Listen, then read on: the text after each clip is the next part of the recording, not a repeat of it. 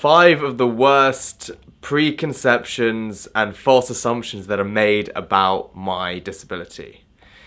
And people with disabilities in general, but, I can't speak on behalf of everyone. Let's roll the intro.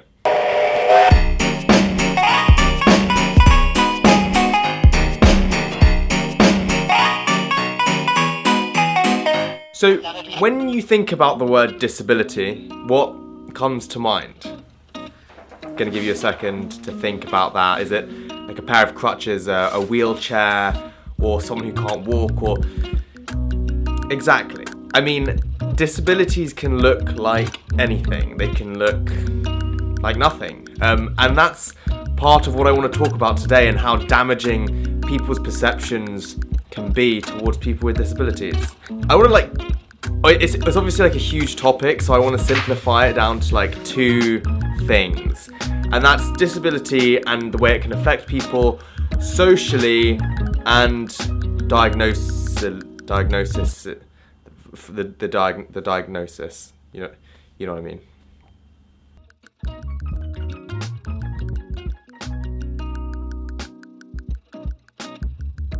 Right, imagine your disability is this boxer, and his right hook is social consequences and the way they affect you, and his left hook is your diagnosis and the physical ways in which they affect you. Now, like I said, they can affect everyone in different ways. Some people may be really affected by that deadly right social hook, and others might be more susceptible to that sharp left diagnosis jab. Or you could be receiving some nasty combos from both diagnosis and social implications of your disability. I'll be honest, I'm quite pleased with that metaphor. The diagnosis is a complicated one because it's different for everyone, and even if some people have the same diagnosis, it can affect 2 different people completely differently due to, their mindset, the way they deal with it, their lifestyle, their age, etc.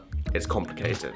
There are also such a variety of mental and physical implications to that I don't want to. It's like a Rubik's Cube that's constantly changing. To solve that now, I mean, I want to focus on social stuff, on the social let's focus on the social aspect of things. The social aspect, it more involves the way that people treat you. Employability, your relationships, your experiences with people and society, and people's perceptions and assumptions that are made of you as a person with a disability. It's the same way that people assume that all Chinese people know Kung Fu. I'm half Chinese, I do know Kung Fu, but that's besides the point. 1, 2, 3. Oh! Wow. I don't know Kung Fu, but don't tell anyone. These social implications, they're usually influenced by the way that people perceive people with disabilities, and people interpret the word disability. And the problem is that, as I said earlier, due to people's diagnoses, they're all different, and they affect everyone differently. And so this word disability, that it sort of is like an umbrella over everyone, it doesn't fit, it doesn't work. It's a kind of faulty model, because you can't group so many different people under one term, one description, one word. And so that results in people making false assumptions based on what they think they know about people with disabilities and what they see. Yeah, it sucks. But why can this be damaging? Let me tell you, I'm glad you asked.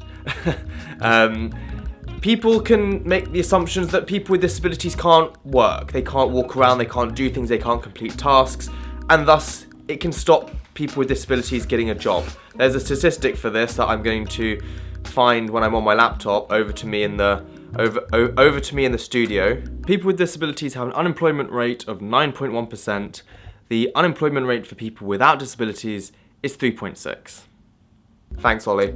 Another one is that people assume that living with a disability or having a disability must be the most terrible thing in the world, and it's so difficult, and you're such a hero and so brave for living with it and having one, which again, has the negative consequence of, it can lead to people with disabilities being seen as inspiration porn, which is, again, not a good thing. I did a video on this a couple of weeks ago, so go check that out if you want to.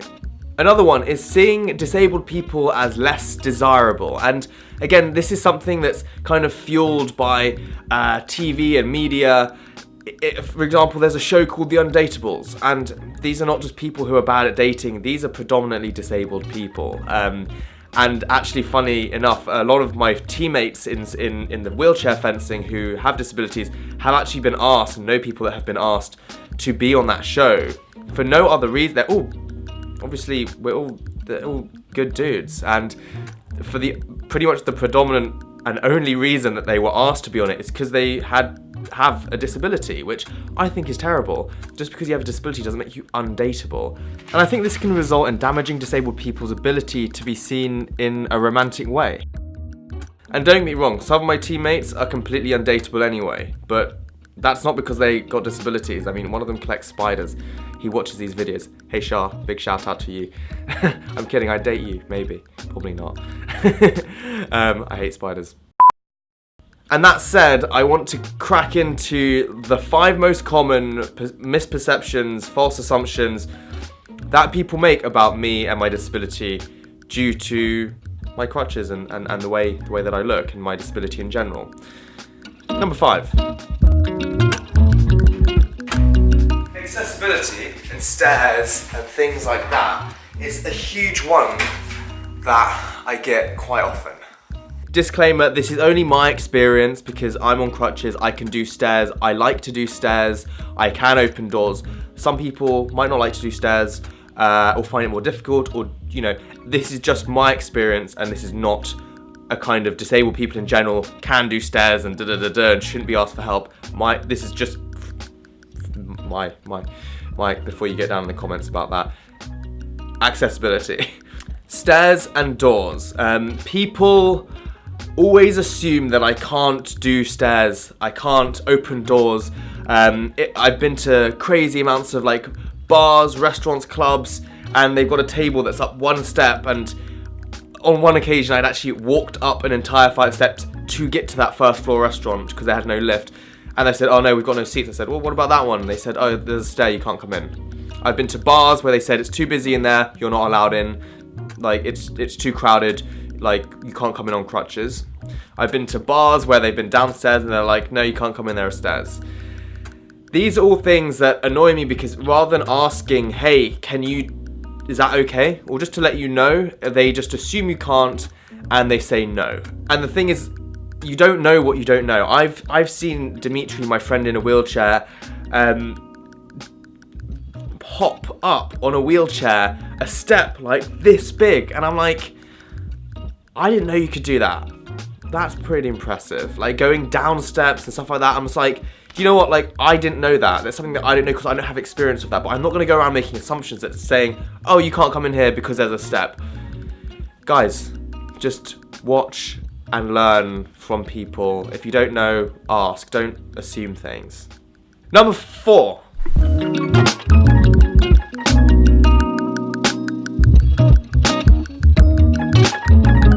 Driving.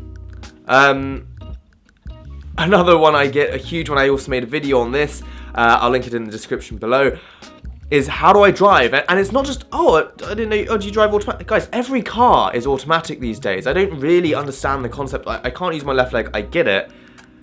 But obviously I can drive automatic, you just use one foot. The amount of people I get, like, huh, suppose you're gonna drive that, or, oh, how did you get here? Did you drive? Yeah, I drove. Like, what's the... People will be like, oh, Ollie's giving us a lift. Does he drive you on crutches? How'd you drive that? And it's the, like, really, like, accusatory, sort of like, you can't drive, like, in a sarcastic tone that really pissed me off. Those kind of comments I find so ignorant and annoying, just assuming that someone with a disability you can put hand controls on... Anyway, watch the video I did. You can put hand controls on a Ferrari. People drive Ferraris who are in wheelchairs. It's crazy. Number 3.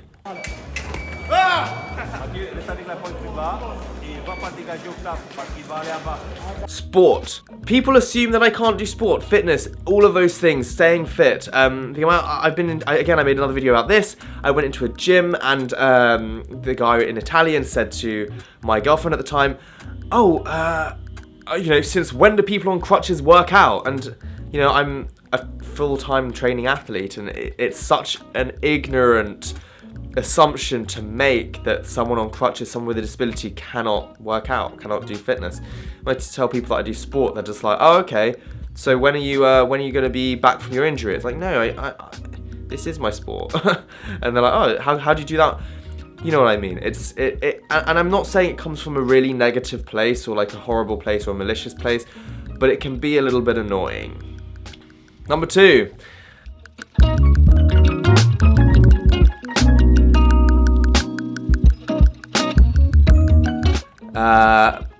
Having sex. Weird one. Never spoken about sex on my channel before. Yeah, that's a weird one. This is one that I don't get to my face as much, but girlfriends in the past have said to me that a lot of their friends, a lot of people that I know at university, for example, and people, would come up to her and say, how does that work? Can you still do it? All that stuff, which again is weird. It's strange that people would think just because I don't have a left leg, like I can't use my left leg as well, that why is there a big question mark over that? I would understand if it's like, I'm paralyzed or in a wheelchair or whatever, but again, these are questions that you can ask people, or you can wonder about, or ask your friends who are in wheelchairs. Like, for example, I've had conversations with some of my friends. I've been just curious from a kind of inquisitory sense, not like how does that work? Like, can you even have sex? Like, again, it's just how you phrase some questions and the angle at which you approach some topics, which can be the difference between being quite offensive and just inquisitive. Yeah, weird one. But I thought it'd be a really good idea to give my girlfriend a call to confirm this. Hey, I'm doing a video about like disability and sex and having sex with people with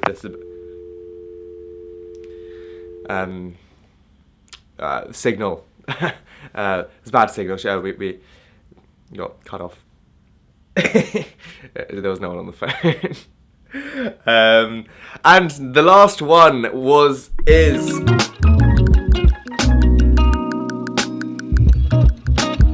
And the last one sort of encapsulates all of them, but is one that really kind of, for me, sums it up, which is people thinking about what you can't do. And that maybe involves, accessibility, involves having sex, it involves all of them, but it's the wider topic as a whole, for me, is that people's first perceptions are based on the first thing that they see. And that is, for me, usually my crutches. For someone in a wheelchair, it's usually their wheelchair, and even for someone without a visual disability, it is just that they don't have a disability, and that's as damaging as someone making false presumptions about your disability, is people who have a disability and struggle with something, but people assume that they don't because they don't look disabled. And these perceptions, like I said, are based on the first thing that people see, and that's usually my crutches or my walking aid or whatever, and this is my personal experience now. Which means that they usually think about what I can't do before they think about what I can do. And I think that can be such a damaging thing in today's society, because it's putting the negative in front of the positive. And it's even in the word disability, it's disabled, not abled. You wouldn't call the colour black dis-white, or rain or wet dis-dry. I mean, it's not, I don't understand why there has, it's just a negative. It's disabled athlete, unabled athlete, not abled athlete, an athlete who's not abled. And for me, that always puts the can't in front of the positive. And you never judge a book by its cover, or even with a person, looked at the negatives before you looked at the positives, because it's not a good way to perceive people. And it's, for me, it's quite damaging. And that's why I wanted to make this video, to try and encourage people not to make false assumptions. And it's okay not to know things. It's okay to not know whether someone needs help. It's okay to not understand about a disability, and to ask them and be inquisitive about it. Like I said, it's the tone in which you ask someone, or you're inquisitive, or you offer help, as opposed to telling people you need help. offering a guy in a wheelchair or a guy on crutches help. Hey, would you like a hand? As opposed to, I suppose you're going to need my help. Let me push you up the. That's so invasive. For someone in a wheelchair, they're pushing up a hill. Yes, maybe it's difficult. For someone to come up behind them, I've been told a lot of times by my friends in wheelchairs, when people just push them for no reason and don't even ask, they're like, what the fuck? Who are you? I don't know you. Where are you taking me? And that's exactly what I'm trying to say in this video, is false perceptions and false assumptions are bad. They're a bad thing. And it's something we should talk about, and it's something we should try and not do and try and address whenever possible and start a conversation about it.